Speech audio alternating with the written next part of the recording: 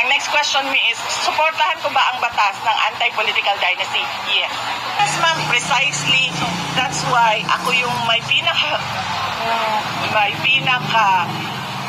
malaki at solid ang credibilidad to speak about political dynasties because I come from a political dynasty.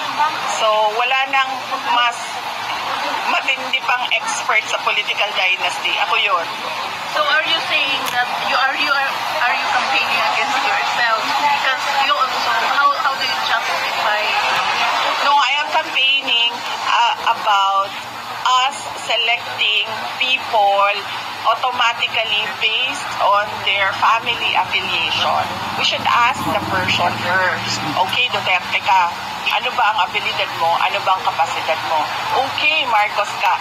Ano ba ang abilidad mo? Ano ba ang kapasidad mo? Hindi automatic yon na parang tipong pag-anak, asawa, kapatid, pamangkin, automatic na. Absent a law, that is the most that we can do as voters. Question the capacity and the competence of the candidate. Ang next question me is, suportahan ko ba ang batas ng anti-political dynasty? Yes, ma'am. Bibigyan nila ako ng pagkakataon na sumulat, ako yung susulat. Ako yung pinakamagaling sa political dynasty. Ma'am, ilang limit ang bibigay mo for political dynasty? How many meron?